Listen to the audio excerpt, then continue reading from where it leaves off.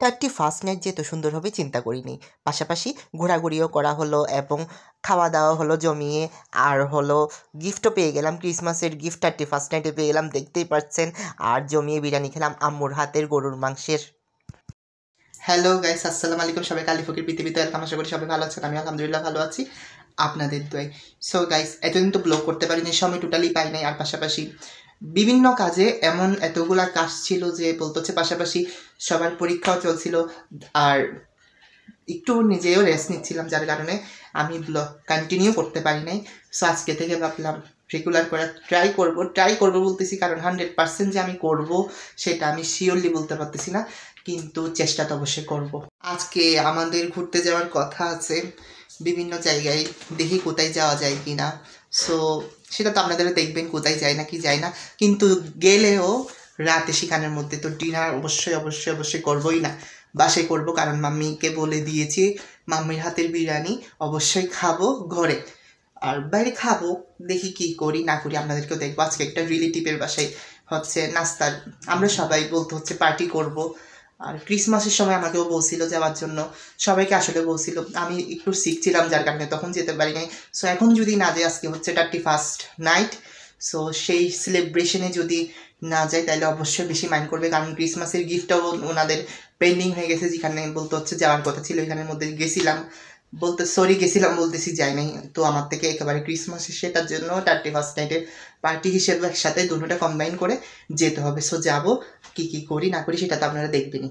জানি না, এখন তো ক্রিসমাস চলে গেছে, ওনারা আমাকে বলতে হচ্ছে কোথায় যাবো, সেটা তো বলতে হচ্ছে আমাদের একটা রিলেটিভের বাসায় যাবো। নাস্তার দাওয়াত দিছিল আমাদেরকে হচ্ছে ক্রিসমাস উপলক্ষে।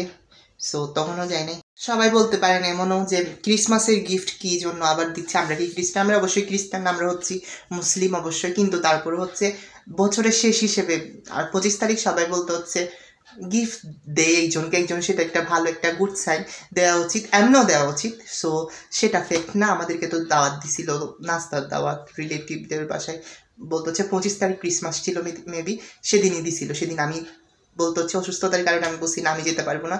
সো আবার আমার জন্য স্পেশালি বলতেছে না তোমার থেকে যেতে হবে, তুমি কেন আসো নাই। সো আমার জন্য আবার হচ্ছে বলতেছে 31st নাইট আজকে অবশ্যই তোমার থেকে আসতে হবে।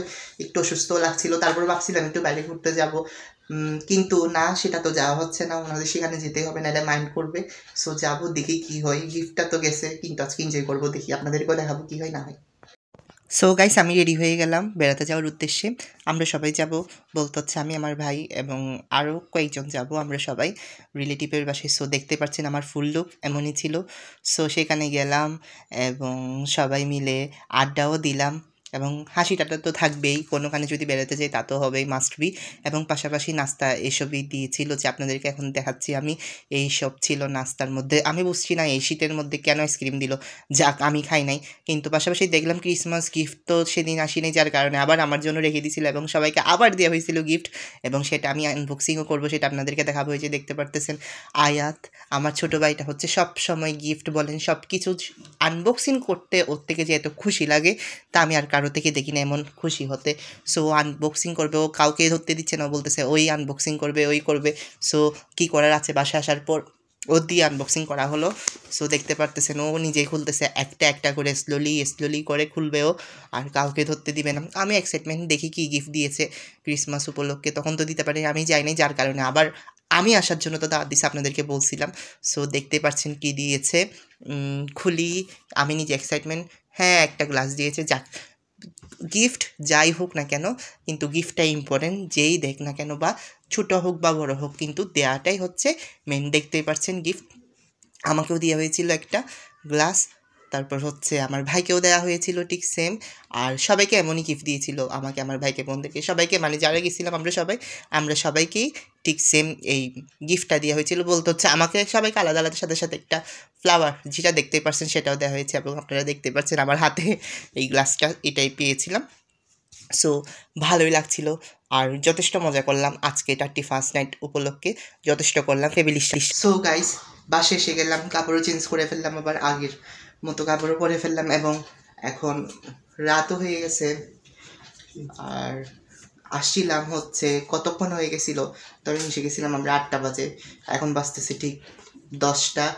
সো এখন ডিনার করব, আর মাম্মিকে তো বলছিলাম বিরিয়ানি করতে, সো উনি করেও ফেলছে, সো সেটা খাবো এবং দেখাবো আপনাদেরকে। এই যে দেখেন। সো গাইস খাওয়া দাওয়া করে ফেলছি, সব কিছু ডান। সো সো গাইস যখন এই ব্লগটা আপ করব তখন নিউ ইয়ার তো হয়েই যাবে, 12টা তো হয়ে যাবে।